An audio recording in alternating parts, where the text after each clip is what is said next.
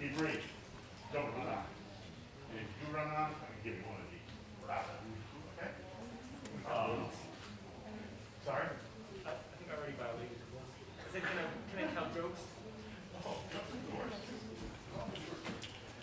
I have the script. I'm going to kind of skip around now. Courtney is the deputy director representing. Who's actually representing Alberto? We're going to start with you, just a brief overview of CASA. Kimberly, you've had experience in the system itself, correct? Tell me what you next. I'm going to skip around. There's a questions on the agenda, right? Yeah. I think you lost it. Okay. Remember, this is a conversation. Yes. You know, we're trying to engage the audience and each other. So, answer your questions. Don't look at me. Look at the audience. Okay. Take it away, Jim. Take it away, Jim. On behalf of First Pres and Visalia Times Delta, I'm James Ward. Pastor Dan is not going to be here tonight. He has a family situation that he's dealing with, so you're stuck with me. Again, we want to thank the panelists for showing tonight, and I also want to thank all the people who helped plan this. And to be honest, when we say help plan this, Melinda Morales. Thank you. Whoever Melinda is. She did all the heavy lifting on this one, which was very, very helpful to us. It's a light lifting, too. Yes, exactly. We also are live streaming this broadcast to the VisaliaTimesDelta.com, our Visalia's Facebook page, and also the church's Facebook page and YouTube channel. So if when you go home, you can tell people to watch it. If they hadn't watched it live, it will be available to replay. I want to introduce Paul Hurley, the retired community conversation editor for the Times Delta Media Group, who will be leading this conversation. Paul, take it away. Thanks, Jim.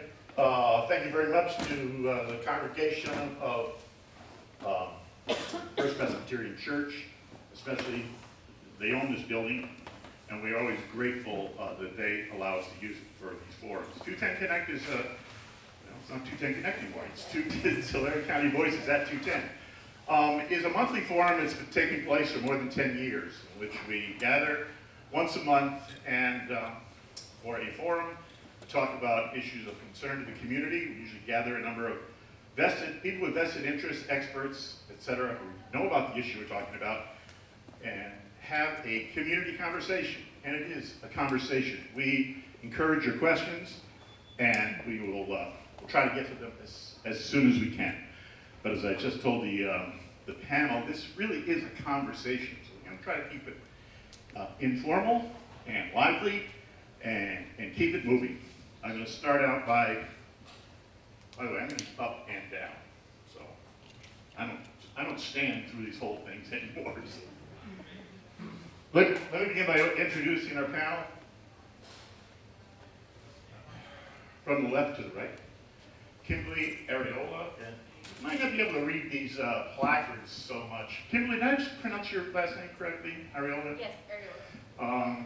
Kimberly is a peer support specialist with Tulare County Office of Education, specializing in foster youth and homeless services. And Kimberly has a special insight into that because she was in the foster care system. So it could be interesting to hear from Kimberly about that. Next, Courtney Salam. Perfect. Thanks. I should have practiced these before we started. Perfect. Deputy Director of Tulare County Health and Human Services in the Child Welfare Services Division. So you'd oversee caseworkers who work with children, especially foster children, right? Next, Alberto Ramos, Executive Director of Court-Appointed Special Advocates of Tulare County, CASA. Most of us know it as CASA. We'll do that interchangeably. Just say CASA. Do you know what the original name was? No. What was the original name? Court-Appointed Yeah, and that acronym spells, CASA sounds better, it's a better acronym. CASA definitely sounds better. And since we are live streaming, I'm not going to say what it sounds like. Next to Alberto, thank you for being here, Alberto. Next to Alberto is Richard Bailey. Richard, what you prefer, Rich? He's Yeah, there's one variation, not okay. okay. One of our presidents had that one. Everything else is fine. Richard Bailey Esquire is an attorney, and he's a founder of Court-Appointed Special Advocates CASA and a child welfare law specialist. And finally, last but not least, the Honorable Hugo Losa, Tulare County Superior Court Juvenile Division. And you've been in juvenile court for, gosh, Hugo, 25 years? Wow, I almost got it right on the head. I would have won something at Price is Right. 26 years. Welcome, Judge. Appreciate your being here. First of all, let's allow Alberto to explain, thumbnail, the elevator conversation about what CASA is and what it does. And if we have mics up there, one each. You have to share, and I hope this is going to be okay with the COVID situation. You just might want to take them out of the stand and pass them back and forth. Sure. But Alberto. Yeah, you said to be brief, so I think CASA is a community benefit organization that assists the court system. And so if I wanted to encapsulate all we do in one thought, I would say that in the perfect world, Judge Loza would be able to go and visit each one of the kids that he oversees in the courtroom and find out what's going on with them, find out what their needs are, and assist with that. So that's not possible, so the court system relies There on... are over 1,000 of them in Tulare County, apparently, right? Exactly. So our duty is to find volunteers from throughout Tulare County to assist with that duty. That was brief. Very good.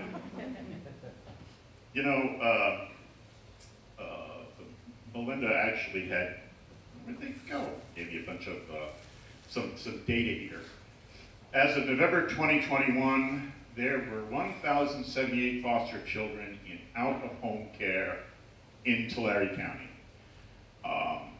Let's keep in mind during this discussion that that's more than 1,000 children. Oh, look, it's right up there. Did you know? Now we all know, including me. I'm the last to get to the party, apparently. But let's keep in mind that those children are among us. They are our students in schools. They are in our neighbors. They are children that we see in church, in the neighborhood. They participate in all other aspects of life. It's just that their natural parents cannot care for them for one reason or another. So this is a very vital issue because these children are our citizens, and in the spirit of it takes a village, they're also in our care as a society. One of those children used to be Kimberly Areola. Kimberly, could you tell us a little bit about yourself and your history? I don't need to say history; it sounds so clinical, but your story as a foster child. A brief story. You can go a little longer than Okay. Alberto did. It's okay. So first of all, I grew up in Delano, California. In the home was very infested with roaches. A lot of bags were full of trash. We weren't dressed properly. So whenever it would be like raining and cold, you would see us, if we were 5 kids, you would see us in summer clothing, right, when it's cold. Long story short, one night we ended up, law enforcement came and they took us 4 kids into the system in the middle of the night. And all I know is that we walked into a facility. What I recall from that, I just remember being, I would say I probably was like 4 to 5 years old. And you had 3 siblings, older or younger? Huh? You had 3 siblings? Yeah, So so you're we were 4 siblings. Okay, but Yes, there's 4 more. so how old were they? The two youngest, they were in diapers. And a fun fact, I guess, before we entered into the home, before we entered into the system, there were moments where they were not changed for more than probably for at least a week. Yeah. And also, my father would be he was an alcoholic and he was on drugs. And he wasn't really around at that time. And my mother, she was trying to, survive. And later on in the years, I ended up finding out that she suffered from schizophrenia or bipolar, but it was not really diagnosed. What happened then? Then we go into the system, right? So I just remember being in a bathtub and we were examined by multiple people in the room. So that was a little uncomfortable. All I remember is a lady wearing a nursing uniform and she had a clipboard and she would just examine me like if I was like an experiment or something. Next thing you know, we were just placed in a building with multiple beds. That was pretty much it. It's been a blur. A little bit after that, I remember a foster parent's face.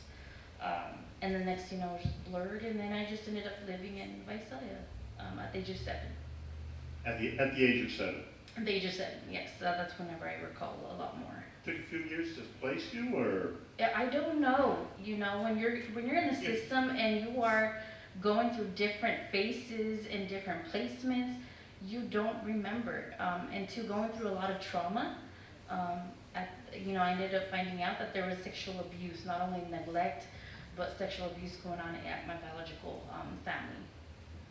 So I really don't recall, so it's all a blur, right? When you're going through a bunch of trauma, right, a child is not going to recall certain things. Your mind is going to protect itself and it's going to go behind, and yeah. I'm going to violate one of the cardinal rules of dealing with a young woman and ask her your age. Right now, Yeah. I am 26 years old. Okay, so this is 20 years ago. Yes. This occurred. How many homes were you placed in? That I remember, probably 3. But on my case is going to show something different. Yeah. Oh, okay. Yeah. Well, could you explain that? Why is that? So when I was in one of my foster homes, I was, wanted to know what was on these documents. And on one of these documents, it said it was probably a typo, right? Because there's no way that a foster child would be in 30 foster homes in less than a month. So I don't think that's accurate. So it probably must have been a typo, right? I'm hoping it was. If not, that's probably why I don't remember that much. Yeah, that's excessive. Any system. Okay. Did you have the benefit of services of a CASA volunteer? I did not. Yes. Oh, okay. Yeah. I was just kind of interested in exploring that relationship. One final thing.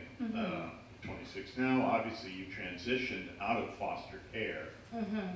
What was that like? Because that is become a pretty important issue. So that was very challenging for me because the placement where I was at for multiple years, there was a lot of dysfunction in the home. And whenever I wanted to leave, there was a lot of complication because it was a guardianship case. So I was trying to get out of that care so I can benefit a lot more stuff from the foster care system, which I couldn't. And so I just, the only thing that I had was AB 12. And so, yeah, it's just been challenging after that, right? You would think that if you're in a guardianship, it would be consistent, it's a safe place, but for me it wasn't, even to today, right? I was, couch surfing. I ended up, asking a family friend if I can stay at their house.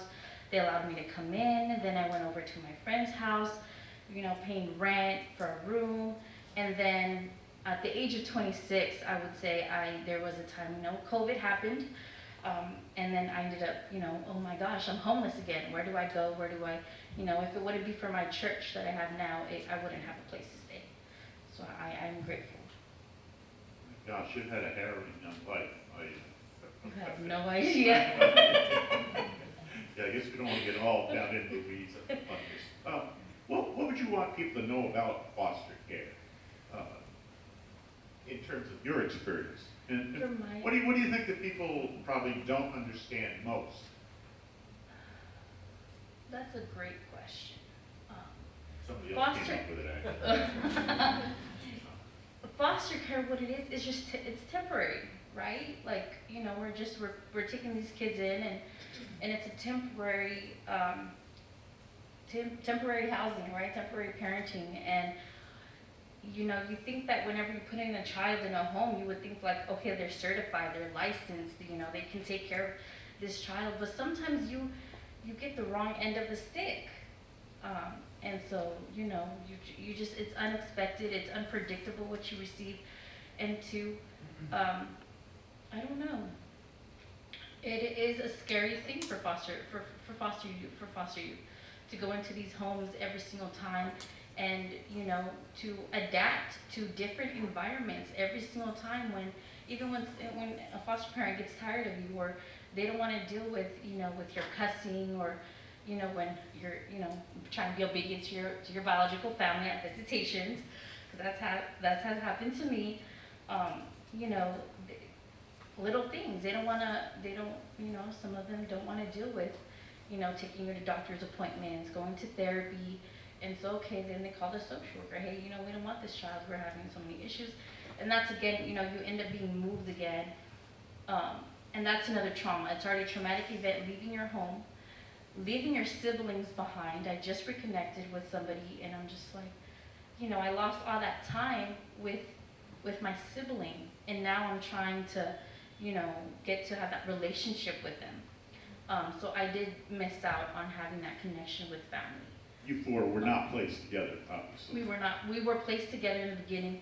After that, they were adopted and I had I haven't seen them since age of 7. Oh. Until now. And I still haven't seen one of my brothers yet. What, have you ever thought about what your story might have been had you not been taken into the system? I've never been asked that question. Thank you. If I wouldn't have been placed in the system, I can honestly say I probably would be probably maybe like a drug dealer, a gangbanger. I'm not sure, because, my circumstances living at home, they weren't the greatest. So, I would probably, like a bunch of these kids, right? The statistics are, a lot of these kids go to gangs for that family feel, or they go to drugs, right? Like, let's make that money. We're on survival mode, we need to survive. When is our next meal going to be, right? So, it's, you make bank selling drugs and stuff like that. So I think that I probably would have been in that environment if I wouldn't have been. May I ask a question? Yeah, go ahead. The one thing that always bothers me, or I think about it, I've never had an answer, and maybe you can answer this question for me. A child, even when they're detained from a bad situation where there's either neglect or abuse and so forth, there's still trauma in that you're removed from your parent. Even though you may not come from in a good home with good parents, you still suffer trauma, don't you? Yes.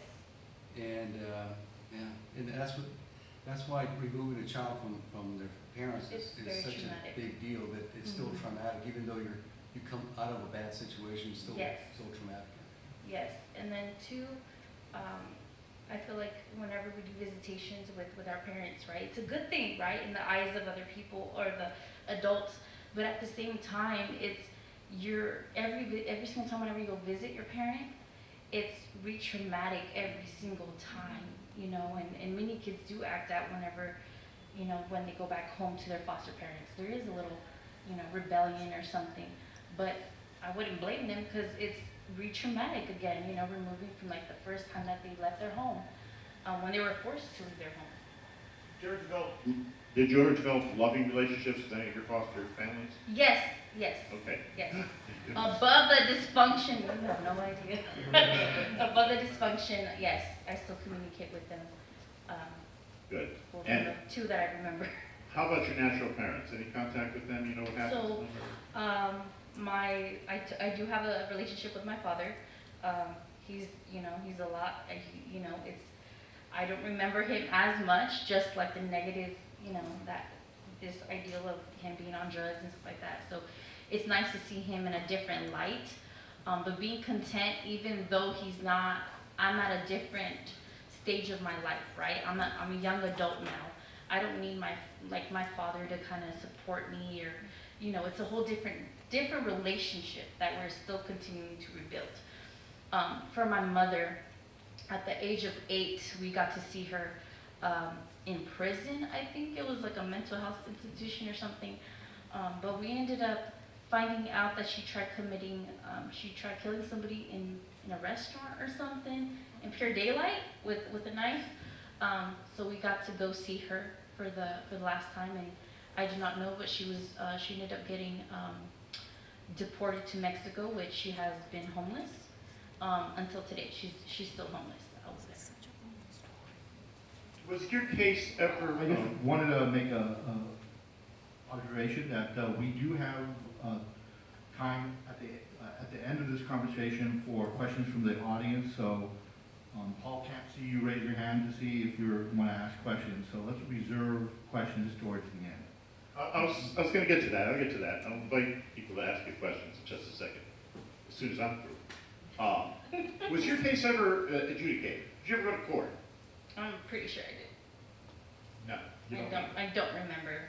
I really don't. Because I want to ask Alberta what a CASA volunteer would have done for Kimberly in her situation. And I guess I can ask that right now. Well, a CASA would visit Kim on a weekly basis. Microphone probably going to be helpful.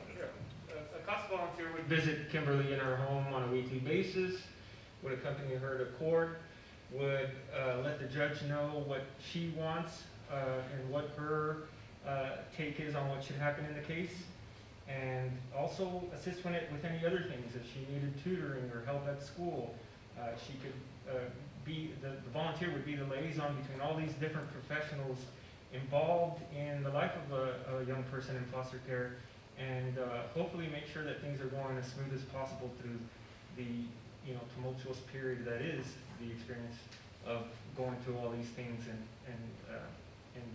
not having to do it alone. Not having to do it alone. That's a big phrase in that whole thing. Did somebody have a question?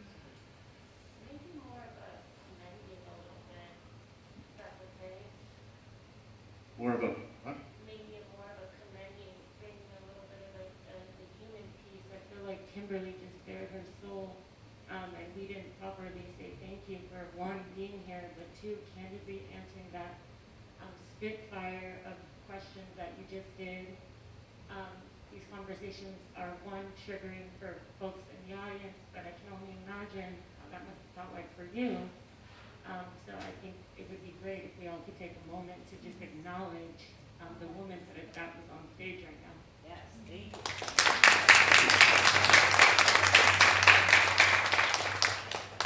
Anyone else? Hi, I was just wondering how your experience and the challenges you overcame became your strength. Can you repeat that again, please? We just wanted to know how the challenges you overcame became your strength and changed your life for the better. What about your experience made you stronger and helped you cope with life better, do you think? I saw so much negativity in the world, and I was exposed to a lot of negativity and bad experiences that I don't want. I had a friend who just saw what she saw, right?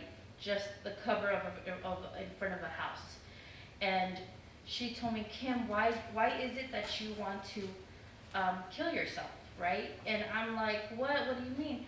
Why? I wouldn't wish my life on anybody. The reason why is because you don't know what happens behind closed doors.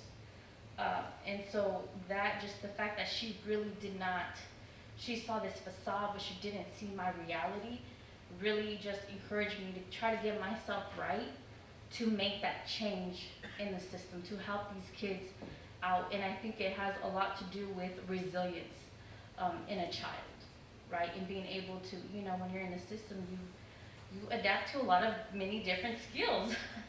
You kind of know how to pick up on reading people and yeah. Okay, good. Courtney, what's foster care designed to do? You know, what's its goal? I would have to say the goal for foster care would be to prevent a child from even coming, preventing the even knock at the door. Prevention is our overarching focus when it comes to foster care. We have a strong, in Tulare County, we have a strong Child Abuse Prevention Council, but if the social worker does knock at the door, the overarching goal is safety. Safety for children, safety for families. Safety is our #1 focus. And I say safety for families because although children are our main focus, just the knock at the door from a governmental person can linger, and it creates trauma. And you've heard already that just the act of removal is traumatic for a family as a whole, and that trauma often tends to linger generation onto generation. And so our goal is to prevent having to do that in the first place, but if we do have to intervene, safety is our #1 focus. And then once a child comes into care, we say it like clockwork, reunification. We want children to reunify with their families safely. That is our #1 goal of every child that comes into care is reunification. And if a child can't reunify, then we want to make sure that we are working towards a goal of permanency in some way, shape, or form with the family. And so I would say those are my top #1 goals from my own opinion when it comes to foster care. Safety first. Safety and well-being, safety for the child, first. yeah. Mhm. Children enter the foster care system because they're not safe in their natural home. Mhm. I guess because of the usual reasons that we would suspect: child abuse, substance abuse, poverty. Absolutely. Neglect, Neglect. medical neglect, sexual abuse. I mean, the list goes on. Yeah. I'm sorry, Oh, physical and verbal abuse. physical and verbal abuse. Yeah. How well do you think the system works? Are you asking me or Kim? I will speak. I could ask all of you, I suppose. Yeah, but I'm gonna absolutely. start like, We're one system that functions with and aligns with multiple systems. So, and that's exactly what it is a system. The system works, and sometimes the system doesn't work.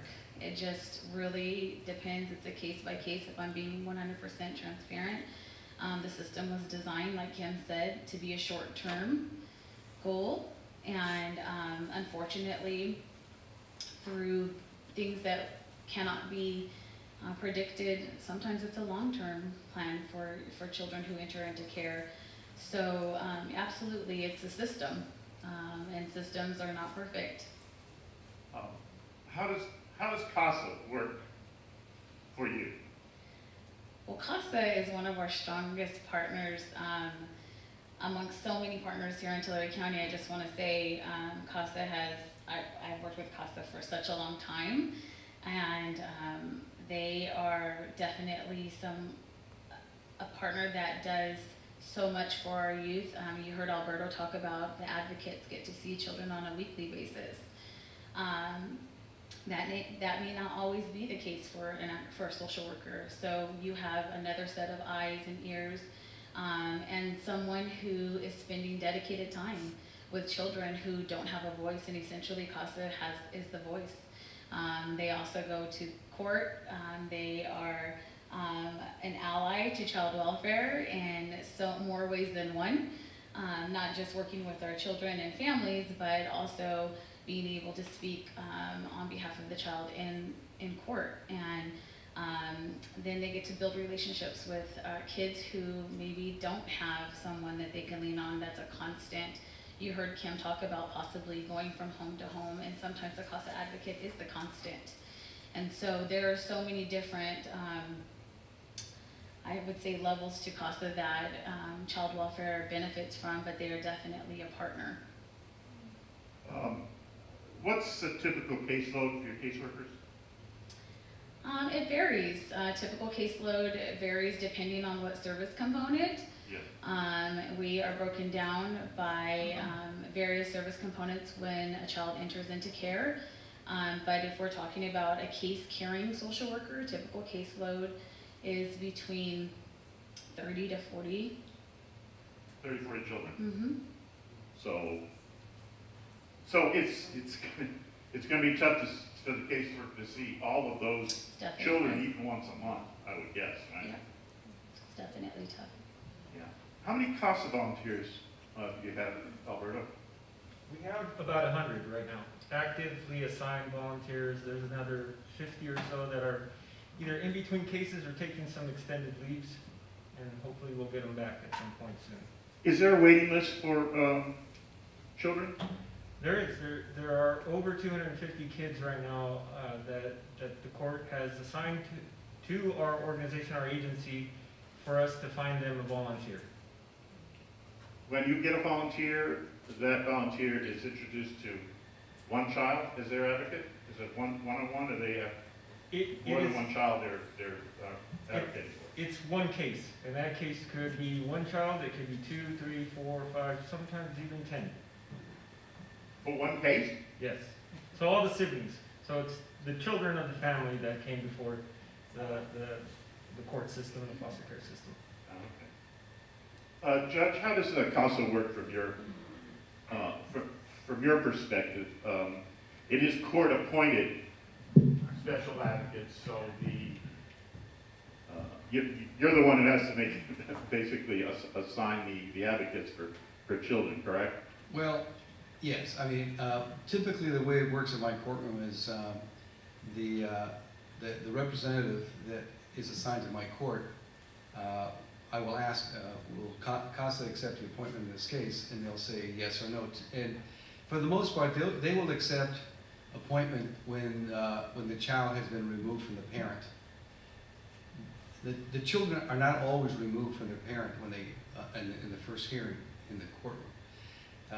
Sometimes they are, sometimes they're not. And so typically they will accept the appointment when the child has been removed, right? Normally you don't request appointment when the child is still at home with them. Yeah. And so they basically will tell me, yes, we can accept the appointment. And I think maybe Alberto can answer this better than I can, but I'm sure one of the considerations they have is whether or not they have an advocate or advocates that can take up the case. And so when it gets to the point where they have way too many cases, it'd be foolish to say, yeah, I'll take it now. They can come back later when they have the ability to assign an advocate to take up the case. So I basically leave it up to them to tell me when they're able to accept an appointment. Something is flashing up on the screen above your head that you can't see. Or, yes, you can. Juvenile dependence, I can't read it either, so I'm going to ask you to interpret a little bit here. What is juvenile dependency? What does that mean from your standpoint? Dependence is a legal term.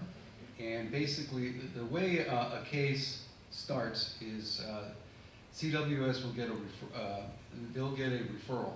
They'll go out to the home and investigate the allegations that are made that a child or children have been abused or neglected, as Kimberly described. And so they go to the house, they interview people that are familiar with the circumstances of the house, relatives and neighbors and whoever may be available. And so at that point, CWS will make an assessment of whether or not the child or children should be removed, depending on how severe the circumstances are. And so if they make a determination that it's a bad situation where the children are likely to suffer great bodily harm if they remain in that placement, or they already have suffered, they'll detain the children. In a situation where they make an assessment that the situation deserves attention, but it's not so bad that the child needs to be removed, they leave it with the parents. And so the first court appearance is what we call a detention hearing or plea hearing. The plea hearing is if the child has not been detained. A detention hearing is if the children have been detained. And at that hearing, the parents have the right to contest the detention of their children.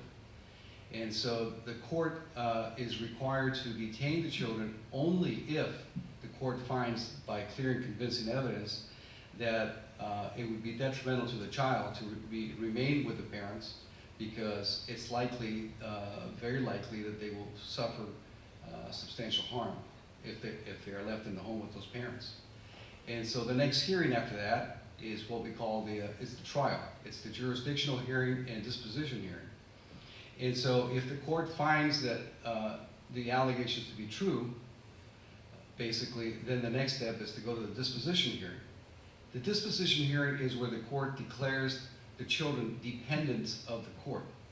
And it has a legal significance because by declaring the child a dependent of the court gains jurisdiction to make orders, to order the parents to participate in a case plan that has been designed to deal with their issues. They may be substance abuse, mental health issues, domestic violence, any number of things. And so the case plan is tailored to those parents. And so the court gains the authority, legal authority to make these orders. You need to, this is the case plan, you must comply with this case plan. And there are other things that the court can do, for example, order visitation and so forth. So dependency gives the court the legal authority to make all these orders. Where do the court-appointed special advocates come in? Well, they come in the first hearing. If they are appointed, they're appointed at the detention hearing. It's the first hearing. Even before the dependency It's issue has been the resolved? first hearing, the detention hearing. They're Okay. appointed at that hearing. How do you determine that a child needs a CASA volunteer? Well, as I said, they're the ones that basically, I think they review the reports first, right? Or Yes. yeah, see, I think Alberto is better able to answer this question, but my assumption is they read the reports, they get a sense of whether this is the kind of case that CASA should be involved in, and then they ask me, I ask them, do you wish for me to appoint CASA in this case? And they'll either say yes or no, but maybe you can explain it. Yeah, go ahead, Alberto. Remember, our goal here is to try to let people know Because I want to know how too. the process works, I want to know. and hopefully to encourage them to volunteer. So They've never told me, so I want to hear this. let- We're gonna let our secrets out. Okay. So CASA has a representative in court every day. There's an alternating schedule. Our wonderful team, many of them are here today. They each have a day in court. And because we know we don't have enough volunteers to serve all of the kids that need a CASA, not just the ones on our wait list, but the ones that are in the system that have not been appointed to our organization, we use a screening form that kind of assesses risk. And so with that screening form and with the understanding of maybe I can get a volunteer for this one because this volunteer could go to Porterville or Terabella or some outlying region of the county. All of these things come into consideration when our staff is screening that case, and then they can tell Judge, yes, we'll take it. So that's how it works. Questions? Really? Well, I'm making my way over to this question. This young lady has. Yes, I do. I see that, Judge. Get ready, Rich. I'm going to ask you why you started this in the first place. So, I remember, Courtney, you mentioned that you guys are working, especially in foster, in child welfare services, to kind of prevent children entering the system first. I mean, like a great filter, right? And this is due to the legislative process, which the Honorable Hugo Loza are in charge of, right? And then that one consists of just gathering the evidence and then discussing it to see if child will assess the level of risk. Am I correct in understanding? So, for example, what kind of programs are being implemented right now in the county for prevention kind of child abuse or going through this whole process in the first place. I just want to make sure that I heard you correctly. You want to know what kind of programs are out there for prevention of child abuse. Okay, perfect. Thank you. There are several programs and resources in Tulare County. I'm going to try to list as many as I can, but I'm going to start with our Child Abuse Prevention Council. We have our executive director here in the audience, Amanda Guajardo. She oversees our CAPC, and she leads a team of folks who are in our community that are vested in preventing child abuse. And so there's a lot of work that goes into prevention. So it's not just having monthly meetings and talking about prevention. There's actual work that's out in on the ground talking about prevention. We do a lot of activities during Child Abuse Prevention Month, which is in April. But that is one outlet. Other resources, Tulare County partners happily, obviously, with CASA, but with a lot of family resource centers. There are tons of family resource centers in Tulare County. I'll name some. We have Parenting Network in Visalia. They are also located in Porterville and now in Dinuba. We have Wood Lake Resource Family Center. We have a Rosley Resource Family Center.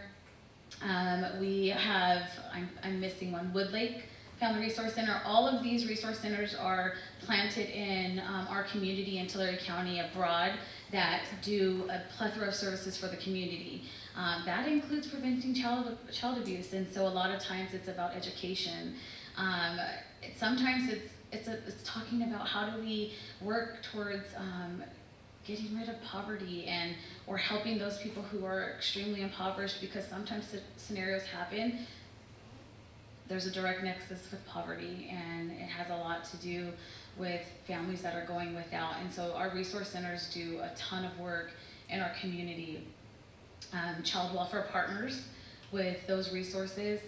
We recently have linked with Care Portal, and they're here in our audience, some representatives from Care Portal, and they're a faith-based community. We have an amazing faith-based community here in Tulare County who stands up every day wanting to help in some way, shape, or form, and they have really stood up for children, and they've always have, but now we have an organized way, and we're partnering with Care Portal, who really are our liaisons to our faith-based community and the need. And so they meet both the prevention need and the need for children that are in care. We have our Dream Center. There's resources here. For those of you in the audience that are interested, there are resources in the back, but we have our Dream Center that really serves youth, our homeless population of youth, and also they serve our foster youth, but they also are a drop-in center. So just a ton of resources here in Tulare County that really speak to not just prevention, but also intervention. Did I get it? Okay. It is a pretty big question. Really good question. You know, I think, let me just cap it off with noting that the dangers that accrue to a child usually are not just, it's not just the result of one problem. It's a combination of all those things, of poverty, of mental illness, of substance abuse, lack of education, of teenage pregnancy, of basic inability for families to cope with our modern world. And they all come together. And that's often how a child ends up in the foster care system. Rich, how did you, or why did you start CASA? And what was your objective in directing, in forming that organization? Okay, I got mad. I was ticked off. So. You're not going to do that now, are you? I'm still ticked off. But the thing is, I'll explain a little bit about it. Okay, I represented, as a prosecutor, I represented our office represented kids. And so what would be happening would be I would say, gee, there's a problem here. Next thing I know, I'd get a call from my supervisor saying, don't mess with that. So at some point I go, well, this is the kind of damage you get for kids. They get damage when they are at home. Then they get system damage. Now, if you look in the back table, I don't know, they're out there, but first of all, there's the goal of the CASA program, and then there's the first class of CASA volunteers, a little description about what they were like back in 84. So you can get a feel for it. How many is Somebody wants one of those documents. Melinda Morales has her in her hand right now. And okay. if you raise your hand, she'll probably bring you one. How many in this room might be interested in doing CASA that aren't already? Anybody? 1, 2. Okay, so you guys are my heroes. The thing is, this is not rocket science. The idea was to take the machine, the system, and put human beings in the middle of it. That was the response that I had to, because I heard about this program when I did a seminar up in Reno at the Judicial College. And so I brought it back, and it wasn't me, it was basically the program was already well established up in Seattle, and so I brought it back here. Judge Thurlow and some other people that were involved said, okay, let's do it. So here we are, you know, a lot of time later, and the program still works. I mean, you heard Alberto explain the model, which is that the CASA volunteers are doing what the judge would do if the judge could go out there in the field. And the CASA worker also, so the eyes and ears of the court is what the short version, and also to provide a voice for the child. So you have an example here with Kim, who's basically could have, having somebody go in the back for her throughout the program would have made all the difference. Would have made, resilience is the amazing thing about kids. They are tough. Kids are tough, and they basically, most of them come out great. But the question is, why not make it easier? So, and I would like to see more than 2 people raise their hand before we finish. The other thing is, on the handout, there's first of all the CASA model. Second, what the first class, and third, what's currently an issue up in Fresno County shows what system damage looks like, where they had kids sleeping on the floor at the department, and they made the national news. That doesn't. This county is wonderful compared to all the other counties I'm aware of.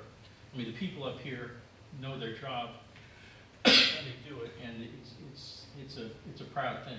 So what I'm encouraging people to do is think about it, or get other people to step up to the plate and get involved in this wonderful effort, because you're gonna feel great. You're gonna do kids a world of help.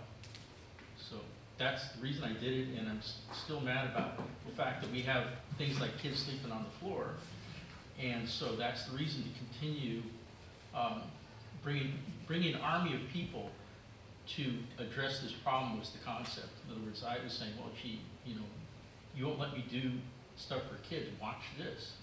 And here we are. It's a pretty good cheat sheet, by the way. It does explain a lot about what a CASA volunteer does. Well, the thing is, 1977 is when it started, and the model, you can look at the model and what Alberto just said about it, it's the same model. Yeah. And preventing system damage is the way I frame it. And systems made up of people. So you've got this wonderful group of people up front here who every day go to bat for kids. That's the system. And it is not some kind of like, org chart. It's people. And so that's why I'm proud to be, have had an opportunity to help out. So Tulare County graduated its first class of CASA volunteers in 1984. 84. You mentioned Fresno County and the situation there. Yeah, you look at the third handout here. That shows you what can happen when you don't have good exchange of information. This is a situation which has occurred. Things like this happen in Fresno County. For those of us who might not have read that story yet, could Yeah. you briefly sort of like... Well, Tell us what somebody reported that they had kids sleeping on the floor of the offices of the department.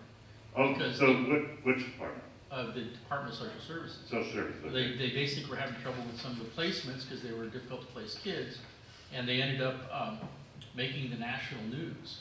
And so that's why there's a difference in how counties approach helping kids. And the people here take a proactive approach, and you don't see the kind of things, like the kind of thing that happened up in Fresno County. So I'm just at this point, the only reason I'm showing that is to contrast what Fresno County does, which is problematic in a lot of situations, and what Tulare County does. You know, does Fresno County have a CASA program? Yes. Okay. They particularly overwhelmed in Fresno County? I mean, how do you explain that they would have that situation of children sleeping on the floor of an office? Well, I mean, it is. Simple negligence, or? No, it's just, I mean, I always think in terms of systems, but, because that's the way I frame things, but they have, it's a problem that could be addressed, and I'm working on that. I'm on a committee up in Fresno. And so, I don't want to go into details because you want to celebrate what works rather than, point out what doesn't. So at this point, what happens here in Tulare County works, and I would encourage everybody in the audience to either get involved in CASA, donate to CASA, or get some of your friends and relatives to start. I hope you're not going to be the only person who asks questions. Like in school, there's only one kid who ever asks. So it seems to me that this is a problem about basically advertising, kind of getting people engaged on the process, on the being aware of what's actually going on with the foster youth service. Because if you ask other teenagers, young people entering the workforce, people who are thinking about what career they want to follow, they don't think about, well, a lot of them don't think about kind of going to social services or in the government. And especially right now, if you're in a situation where you're not fulfilling your own needs, it's really hard to think that you're going to be thinking about fulfilling other people's. So I think one of the root problems is educational and lack of proper and more educated manpower. Because if you were to have, for example, more than one honorable Ugolosa, then the things that we could do will be way more. If we have more capable people, more educated people who could put all the dots together and kind of think about the whole vertical process of how all the systems are affecting one person and how to prevent the damage from it. So it's kind of like, and I guess the point where I'm going to is that it's really hard for a person to do that. And have you guys ever thought about using some technologies that are available for people who can kind of figure out some of those algorithms? Because I know other agencies, governmental agencies, they use public databases, they use different algorithms to kind of figure out, pick on patterns that way. So what technologies are you using kind of for those processes? Well, I'm not sure about what specific process, but if you mean in terms of recruiting volunteers, Yeah, let's go from there too. To what are the criteria for a volunteer? What are you looking for in an advocate? a person has to be at least 21 years old. They have to pass a stringent background test, a lot of facets to that, FBI, Child Abuse Central Index, and LexisNexis, and a whole bunch of others. After they pass those, they're 21, they pass the background check, they're admitted into our training program, and even the training program is a screening tool that we use. And in this pandemic world, we're doing it virtually. We're doing it through Zoom and some blended Zoom instruction with a professional from our community that helps teach the subject matter that is. What kind of thing is going to wash you out on your record? A bad driving record, a conviction for drugs, misdemeanors, traffic things. If you have more than 2 points on your record, that would exclude you.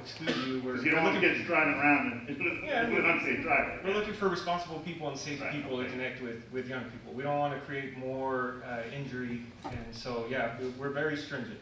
Drug test, do you require that? A drug test? No. No. Other things you're looking for in an ideal advocate? The ideal advocate is a compassionate person. And not only, I mean, everybody, when they come through the door and they're interested, they have a passion for kids and they're compassionate for kids. But that compassion needs to extend to the parents, the family.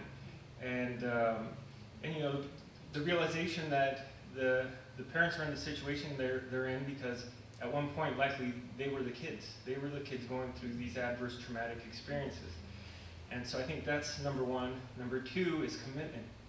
And you have to be committed. You have to, you know, when you meet the kid, you don't want to be another face that lets them down. And the third thing I would say is resilience, and we've heard that a lot tonight. Yeah.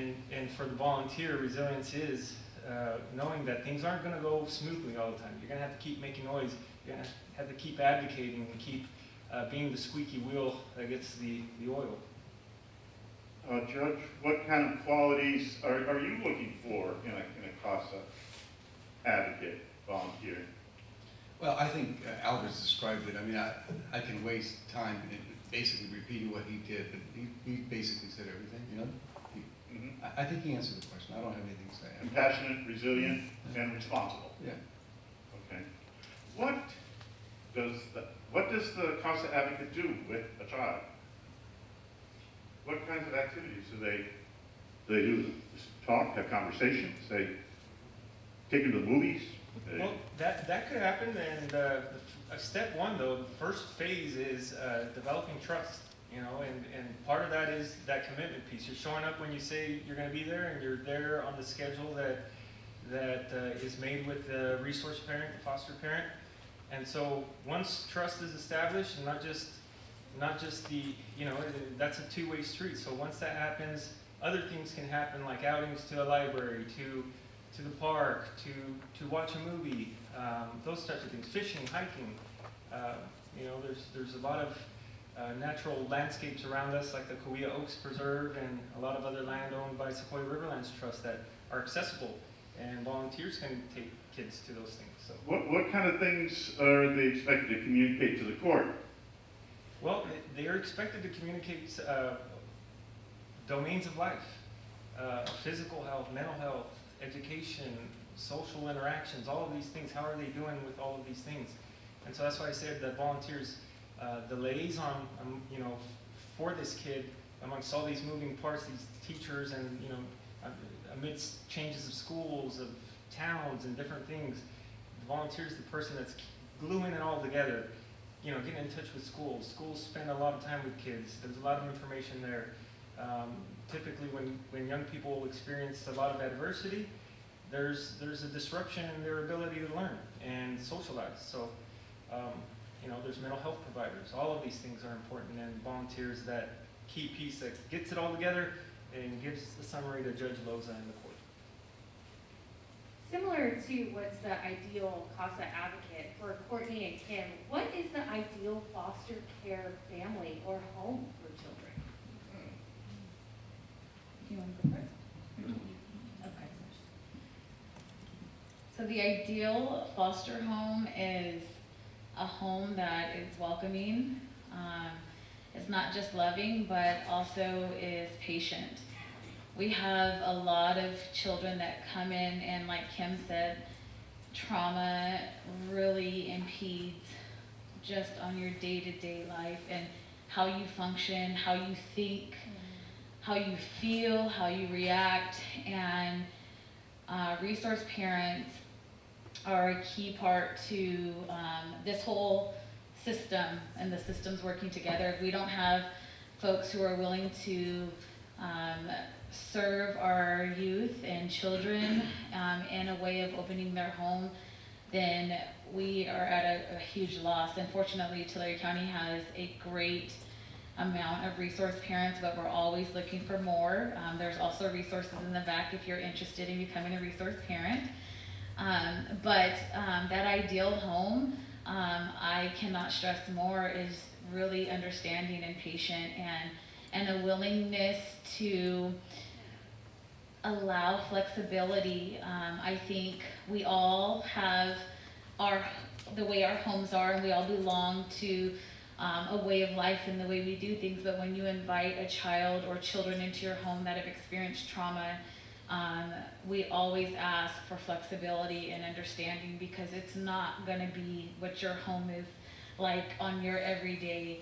You're going to see things and experience things and become a part of a bigger cycle that you would never maybe see yourself in, and it's a love-hate relationship. We've often heard, I was a resource parent at a very young age to my 2 younger siblings, and it's not easy, but it's definitely rewarding. So I'm gonna make sure that I put it out there that we are always in need of homes that are willing. More importantly, it's really hard to understand where our kids are coming from when they're really going through the internal things that are happening during this process of being removed from their families. And I just wanted to add, especially when the child does not know how to verbally explain how they're feeling. absolutely. You know. And so you see actions, and sometimes we as resource parents internalize that as, why are you doing this, or why are you not doing it? And it becomes very challenging. But if I haven't learned one thing, is to stick with it, and the importance of really trying on different things and being flexible and willing to give your time and your efforts to a child or a youth. What kind of things lead to failure in that relationship? What kind of conflicts arise that cause a rift, a failure in the foster family, foster child relationship? Well, that really varies from home to home. Yeah. It not necessarily may not even be with the child. It may be life happening for a foster parent and they just can't at the time. But multiple things happen. A lot of things that we hear on a regular are disruptive behaviors, and I'm not going to go down the list of what disruptive behaviors look like. But a lot of times that causes strain, and it really just has a lot to do with education and really understanding what trauma does, not only to the child, but also to the brain and how the brain is wired. And so we have, for Tulare County, we have enlisted a trauma lens when it comes to training for resource parents, so that we are trying to adhere to understanding trauma and sharing that with our resource parents when they are in the training process to become a resource parent. But a lot of things can happen. It just varies, but I will say oftentimes it comes down to education and really understanding where the child is at, and that varies from ages and stages. I mean, you have children who come in 0 to 5, and you may have a child that's not speaking, that is 4 or 5 years old, and that's troublesome, versus, a 10 or 11-year-old child who is experiencing puberty, but also dealing with the trauma of being removed and all of those emotions happening all at once and being displayed in your home. And like Kim said, maybe not knowing how to verbalize how they're feeling, but showing you how they feel by their actions, and them not being the most great actions in your home. So it just varies. Okay. Can we talk about liberation a little bit? About the... Yeah? Oh, there was someone had a question. Someone had Right behind you. So we've heard a lot about what happens kind of once the child comes to court, but I'm wondering, and maybe this is a question for Courtney, kind of what happens, like somebody calls the child abuse hotline, and what's kind of that general like beginning to end process? Because I know one of the slides had even where the kids who are in out-of-home care are located, and there's FFAs versus Tulare County Resource Homes, and just kind of what those different ones are. So just kind of the beginning to end process, and then those options of where kids end up, just what those mean very, very basically. Okay. Once the call is in and the social worker goes out to the home and does the investigation, and it is determined that we need to remove due to safety reasons, they can enter into a foster home. When you're referring to an FFA, that's a foster family agency. We partner, Tulare County Child Welfare Services partners with FFAs who also have a set of resource parents that they work with. And so if there's a home that they have that's more suited for a child that's coming in, we will partner with them and we will have the child placed in their resource home. Tulare County also has resource homes that we license and work with as well. And so it just really depends on the needs of the child. It's usually not one child, there's usually sibling sets, and so that also can determine where the children are going to go. We're often looking for homes that will take all the siblings because we know the importance of sibling bond, the relationship.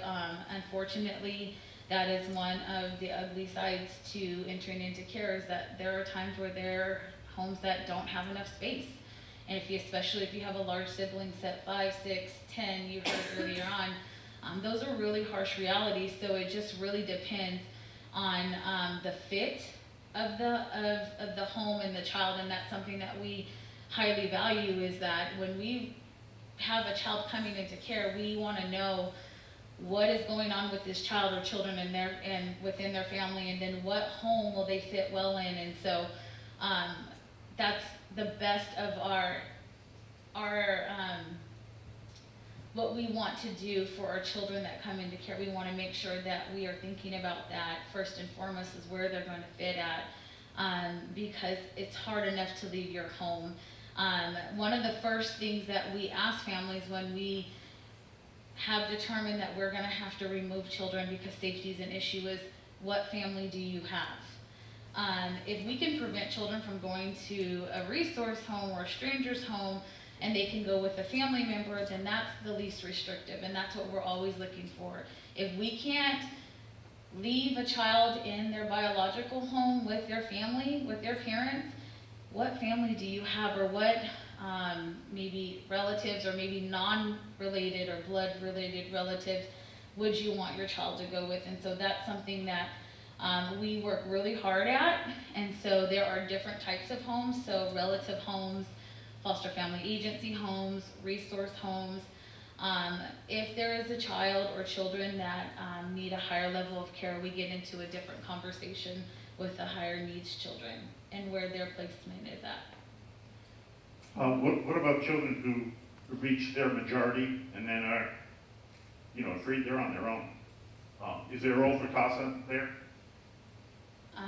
There's not a role for CASA once they reach the age of majority, in the sense that they have to be assigned. I know that there are cases where CASAs have developed a very strong relationship with children and have remained in that youth's life as a mentor. So it's kind of like they transition over, like, you're an adult now. I have a mentor, Alberto's my mentor, and then we're still connected in that way. But it's not a have to or a mandate. Okay. Oh, all right. Get over there. He's yielding the floor to you. I have several questions, some of which might be very quick, but I'm assuming I would like to ask the CASA gentleman. It sounds like 10% of the Tulare County youth in foster care have CASA volunteers right now, CASA advocates right now, approximately, but that you have identified enough need for 25% of them. Well, I'm not sure he said that. It's, yeah, there's about, I would say 20%, and there's another, 20% that are waiting on our wait list from the whole population of kids in foster care. 20% of children in foster care are in need of a CASA volunteer. Is that what you're saying? Well, from my perspective, it'd be much higher than that. I wouldn't say 100%, but I'd say, yeah, much higher than that. Ideally, you would like to have an advocate for every youth in foster care. I would say every child that needs one. As Judge mentioned, sometimes when they're with family members or relatives, and the risk factors aren't so high. That's why, you know, I wouldn't say 100%, but if I had to guess, I would say probably about 90–95%. But currently, what is the percentage who actually have advocates? About 20%. 20%. Oh, okay. And I know this might be a difficult question, and maybe Courtney can come in on this as well, but what, do you have metrics for success? And are you able to measure if there's more success with advocates compared to youth that don't have advocates? Yes, there are several. We have several grants that require us to keep track of these things. So we track, for example, graduation rates, and for the past 10 years, and we've been about 75% graduation rates for kids that have a CASA volunteer, you know, through the latter years of their high school years. There's also less frequent placement changes that we can track that compared to the global population of kids in Tulare County that are in foster care that don't have a volunteer, much less placement changes and less time spent in foster care, and let's see, there's other metrics. Yeah, we track a lot of metrics. Is homelessness subsequent to majority one of your metrics? Well, not really, because when kids reach the age of 18, they still have the ability to remain as non-minor dependents, so they have an added support system. You know, and thank goodness for that. When I was 18, if I didn't have a support system, who knows where I'd be. You know, I wouldn't be able to live independently, and so you can imagine children who've experienced a lot of adversity, and so, yeah. You have any questions? Okay. And I feel all of these systems are in place kind of to help a child become a proper person, right? And I feel CASA is playing an essential role because it's giving that early child connection. It's giving them someone who's, you know, part of their life. And kind of like the example of going to many homes kind of takes away that connection, because you're always being separated from people, and the connection never gets strong enough to mean something to you. And I guess that's why there are these systems, right? Because there's just people who are never going to have a connection. And when you're trying to reunite, and I find that, I just wanted to share that there. That's pretty cool. Next time, ask a question. Who we got back here? I don't have a question, but I have a No, we got a comment. question. Okay.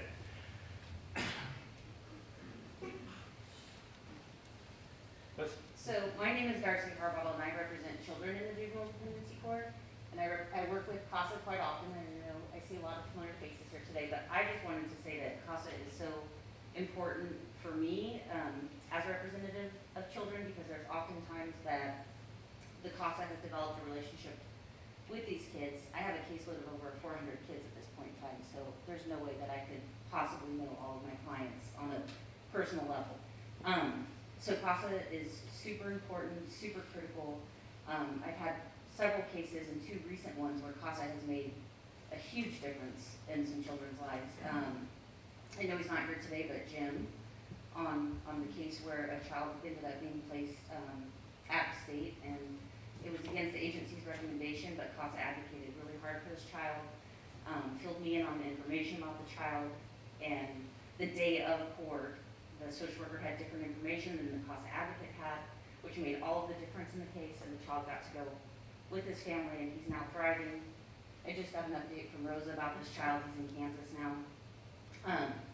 And then I have another case where it's actually a family maintenance case, and these are the ones that are hard, and typically CASA kind of leaves the cases once the children are returned to parents, but sometimes there's underlying issues, and in this case, I know that the CASA being involved on a weekly basis has made some differences. It has let the social worker know some concerns that I also let the social worker know, but now things have changed in that case, and so CASA always plays a very essential role, in my opinion, and we need way more CASA volunteers. I appreciate all of you guys. Thanks for sharing that. Okay, so a CASA volunteer has been assigned a child to be an advocate for. What happens then? What do they do? How long do they stay with the child? How often do they meet with them? How often do they report to the court? Just a couple of the day-to-day nuts and bolts kind of stuff. Okay, so kind of let you know the initial phases and then what happens later. And it really depends on the age. And one of the things that we track is, you know, how, like I said, there's less time spent in foster care, and that differs from younger kids. It's about eight months. For older kids, it could be up to 21 months that their CASA is involved. So 21 months, okay. Almost 2 years. So when their case is out of court, I guess they aren't involved with the child anymore? no, once the case is closed at court, there's no way we can be involved anymore. Okay. But oftentimes they remain. Oh, yeah. I mean, that's That's yeah, if the care providers, the parents, when the kids reunify, or adoptive parents or relatives who are providing a long-term permanent home are agreeable to maintain that relationship, that can happen often. And usually for the older kids, as they get older and age out, that happens. That happens more frequently, yes. Okay. Just let me know. Okay, I'm going to get around to you. In the meantime, I'm going to ask Judge Losa, how do the CASA advocates benefit you when you're making decisions on a case and you're assessing their situation? Some of the comments that have been made kind of answer that question already, but basically, you know, we use the word, they are the eyes and ears of the court, and basically we depend on them to go out. Can everybody hear Judge Losa, by the way? We depend on the CASA worker to go out and have regular contact with the children, and they meet with them like once a week or so, and they develop this relationship. They become aware of how they're doing in their placement, how they're doing at home, how they're doing in school. They're involved in counseling and so forth. So they gain a lot of information that sometimes a social worker may not have, or the attorney that represents the children may not have, and so they have a lot of information that I need to make a decision. And so when we have a hearing, the CASA worker will prepare a report. And that's usually the first thing I read, because they give me a real good summary of what the case is about, and then they tell me what they have seen, what they have heard, and report to me what's been going on with that child. They also give me recommendations of what they think I should do in the case, and sometimes they appear in court, and they become part of the process. CASA workers have become as important as the attorneys that represent the children, as important as the social workers. They have become a very important component of the juvenile court system, and we depend on them because, you know, the thing about CASA workers, the volunteers, they're not employed by anyone. They're not employed by the court. They're not employed by the county or anybody else. They are on their own, and their only loyalty is to the child, and they're not, you know, that's basically why a lot of times when a CASA worker makes a statement to me, I give it a great deal of weight because I think that they are representing the interests of the child, and so it's very important to me. I do want to say one more thing though about the CASA program is, you know, Rick was one of the first in Tulare County that started, but the Tulare County, the CASA program was brought into California by a Judge Leonard Edwards, and he's retired now, but after he retired, he worked for the state, and he would visit all the CASA programs throughout the state. And he came to Tulare County several times, and every time I talked to him about our CASA program, he was very amazed by how well it was run, by how well organized it was, and he used to tell me that it was one of the best run programs in the state. And when Rick made reference to what was going on in Fresno, it really tells you a lot about what's going on here in Tulare County, because our CASA program is much better than I would say, based upon what I've heard from people that observe other CASA programs, is that our CASA program is one of the best in the state. We have excellent management people. The staff is really well trained. And we have this gentleman here who is one of the experts also that helps train the advocates. And so there's a reason why our program is successful, and it comes down from the top all the way down to the bottom. And so I want to thank.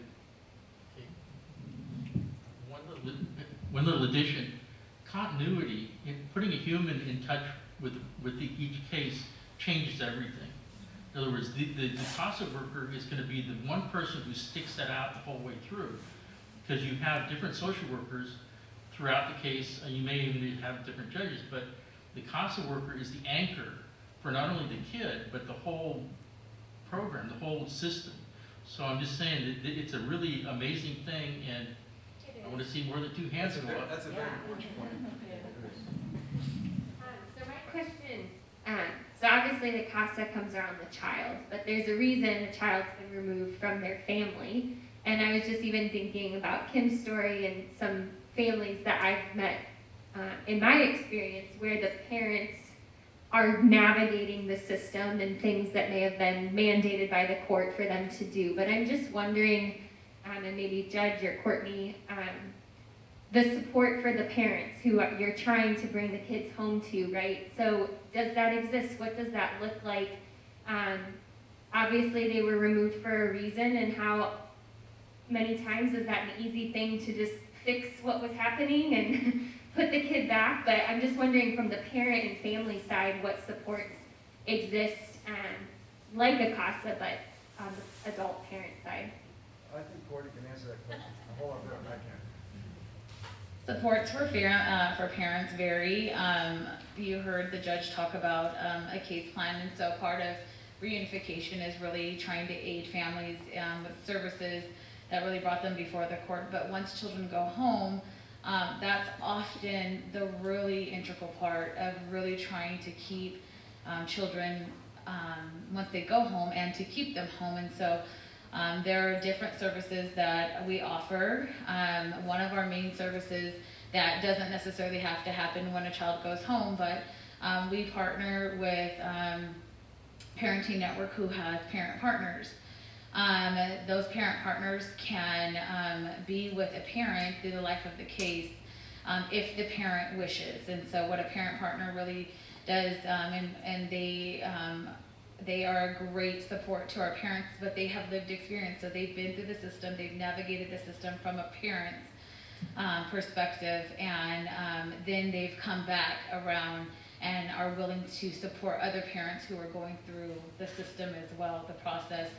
And I can honestly say we don't have our parent partners here, we don't have Parenting Network here who really works that program. But I can honestly say that those parents who are connected to a parent partner feel so much more supported, because they're talking to someone who has been there, who feels the pain points. I mean, you know, to have your children removed is so difficult, regardless of what's happening. It's the most difficult thing. And so you're trying to do everything you can. You're trying to adhere to the court. You're trying to adhere to your children. You're trying to adhere to yourself. And to have someone come alongside you and walk that walk with you, what greater support, on top of the other services that the county or child welfare and other community partners offer. So parenting, we offer tons of supportive services, but I would say the most integral part of that piece would be a parent partner as far as support. And the parent partner usually appear in court with the parent, and which is very important. The parent partner appears with the parent in court to support them. And, you know, I often ask them questions about how things are going, and then they'll answer my questions. Anything else to add? Do we have a CASA, a volunteer with us tonight? Are you a CASA volunteer? Do what? We did, yeah. Hey, Alberto. Hey, Larry, I got it. CASA volunteer? Well, wait, am I Alberto? Hey, you're always welcome back. I don't think we've taken you off the slate. You're one of those on leave. Trying to find myself. No, you know what? I wanted to ask you a little bit about, to explain what your experience was as a volunteer, and what rewards are there? Well, I think it was probably 6 or 7 years ago, we came to a forum like this, and my wife had already had a case or two, I think. And so we were listening, and she shamed me into service. And Your wife next to you? yeah, we're still married. And Congratulations, sir. so we had a case, and I remember Alfredo.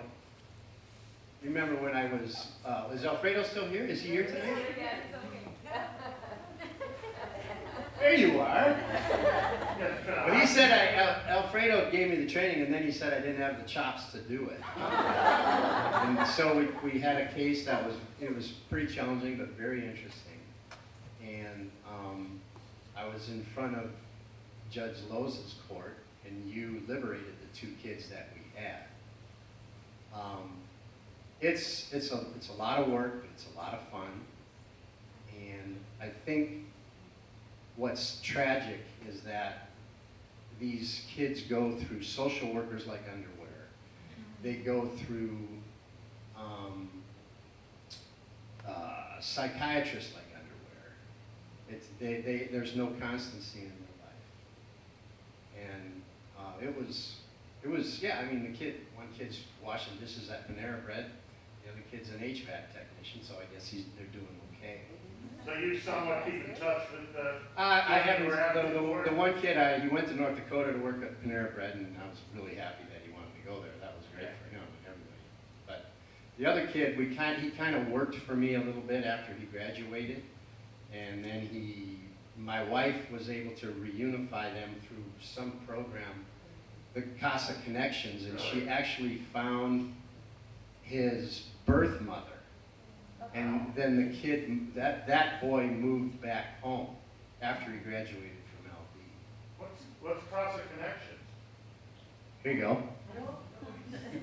Alberto, I don't want to talk anymore. You tell It's our Family Connections program that we work with alongside CASA with.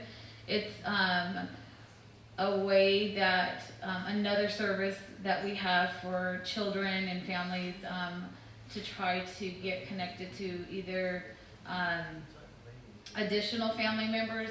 We have so many children that come into care that are not connected to family, and if all of us, we are all connected to our families, and so we know the importance of keeping family connections, and that's why it's called Family Connections. So we partner alongside CASA and doing some of that case mining and digging on how to connect children who maybe have lost connection with family or don't have family that have maybe come up throughout the case, and so we work really hard on trying to identify family connections that we can link a child to, not just for placement reasons, but also for long-lasting connections. It's super important for a child or a youth to have a long-lasting connection with an identified family, so that's what they're referring to.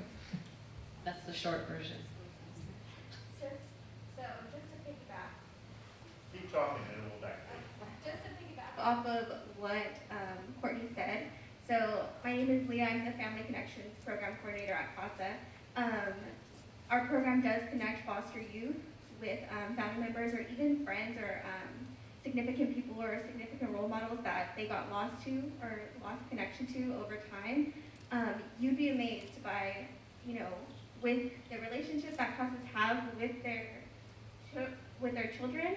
They let them know over time, like, hey, I haven't been, talking to my aunt or my cousins or even a school teacher who had a significant role in my life many years ago. And that's where Family Connections comes involved, is where we try to locate family members or locate those significant people that they had a relationship to. So Family Connections is super important, especially because I'm sure, Kimberly, how you said that you lost contact with your father, that really touches my heart, especially because I think there's a lot of family members who, in our cases, where they would love to be reconnected with their family or with their nephews or their nieces or anybody that would be a role model for them. That is, thank you very much. Well, And- it's 8:30 here, and we promised the panel that we wouldn't keep them past 8:30, so we'll need to start wrapping it up, but I wanted to give the panelists last chance to have any final thoughts, any final statements, and then we can call it a night. So I definitely wanted to say that even though growing up, I did not have a CASA worker, I definitely could say 100% that I would benefit a huge chunk of getting a CASA, of having a CASA volunteer. Like it was mentioned earlier, they are volunteers. A lot of these kids, they're not aware that they are volunteers. They just think it's, it's another social worker coming in and stuff like that. And so I think that like the best thing for a CASA worker or a CASA volunteer is to make that, that being that trusting, making that connection in the first visitation, and that plays a huge role of how your relationship is going to be with that child in the long run. But I definitely would. I do encourage, if you're not a CASA volunteer, I do encourage you to be one. You guys have heard the numbers. There is a need for CASA volunteers. I just want to say thank you all for having me here today. There's a lot of information between CASA, the court, child welfare, Kim, who is our former foster youth, and you all. This is just the tip of the iceberg, and so I encourage you all, those who are streaming, those who are here, to get involved in some way. If you can't be a CASA advocate, maybe you can be a resource parent, or maybe you can link up with a faith-based community that is supporting Care Portal and supporting a family in that way. There's so many different ways that you could support your community. We recognize that child welfare is just not, foster care is just not a child welfare issue. It's an everybody issue. It's a community issue. And the only way that we can do this work is to do it together and collaboratively. And that's what you can see here is it's important, it's extremely important for collaboration and for a willingness to hear other people out and to share what's working well for you and what's maybe not working so well. So thank you. Thank you. And I want to just thank you all for inviting us to participate in this and to talk more about foster care and what goes on and shed a light on it. And I also thank you, Melinda, very much for putting this together. I'd like to thank these magnificent ladies for coming up and sharing some of their stories tonight on the paper. And thank you to these very busy gentlemen here for coming and take time out of your busy schedule to be here tonight. And also, just to piggyback and really emphasize that it takes a village to raise a kid. I mean, it's in our DNA. This is like from thousands of years ago. It's no parent does this alone. This is it takes a community. So, as Courtney said, if you cannot volunteer for CASA, consider becoming a foster parent if that's more your passion. Sometimes we get people who reach out to us and who see our advertisements on Facebook and say, hey, I want to be a foster parent, I want to adopt it. And we say, here's the number you have to call. So if you know somebody who maybe can't take care of a kid 24 hours a day, 7 days a week, but they have a passion, send them our way. If you know someone that can take on that responsibility of doing the day-to-day care of a kid, let them know about the need. And thank you.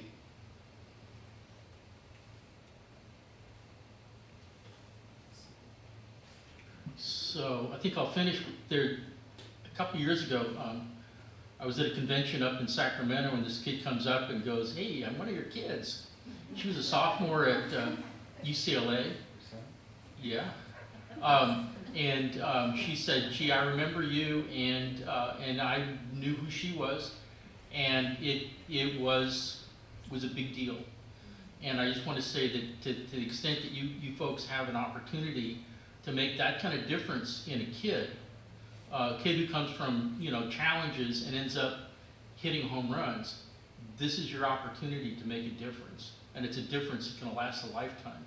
So I'm grateful to be up here and having people inviting me up to talk about this, and I could do it a long time, but I'm just saying, think about it, see if you can find other people you know that would have the interest and time to do this, because the CASA program is great.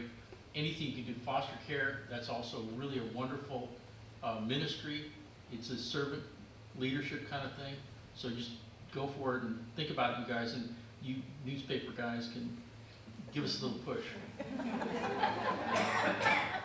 There's a website up there, so. Judge? Well, I learned a great deal tonight, particularly from Kimberly and Courtney, because their life experience, their insights are valuable to me. I've been a juvenile court judicial officer for 26 years, and what I've learned in those 26 years is that you never know everything there is to know in juvenile court, because every case is different, every set of circumstances is different, and just sitting here listening to the two of them, I learned a great deal tonight. I really appreciate everything they do. People ask me, well, why have you done that? Why 26 years? Aren't you interested in doing something else? And I always tell them that the work we do in juvenile court is by far the most important work we do in court. It's the most consequential assignment, because what we deal with is the life of children at the worst time of their lives. And it's extremely important. It's a very difficult job, very challenging in many ways, and you have to have a passion for it. And everyone here, all the social workers, the CASA volunteers, everybody. Rick, he's been doing this. I've met Rick, I think, in 1980. He's been doing this way before then. And he has this passion for children, and I've developed that passion as well. And it just gets into your blood, and it just doesn't go away. And so I really I appreciate the privilege to work in the court system, to do this work that is extremely important. And so thank you very much. Last round of applause for our panel, please. There's lots of information on those back tables back there if you want to get involved. Plenty of stuff. Check it out, bring it home, and get involved. Thank you all for being here tonight. I also especially want to thank you all for being so conscientious about wearing your masks. I know it's comfortable, but it's uncomfortable to have it on for an hour and a half, 2 hours. But you were really great. So thank you for being here. Next month here at 210, I think we are going to be talking about the effects of COVID on our businesses and institutions, including entertainment, churches, and businesses. Date is First Thursday of February, whatever that is. I think it's 13th. That's what Valentine's Day, I think. Well, 7, okay. February 7th, here, 7 p.m. Hope to see you then. Thank you very much for being with us tonight. Good night. Be safe.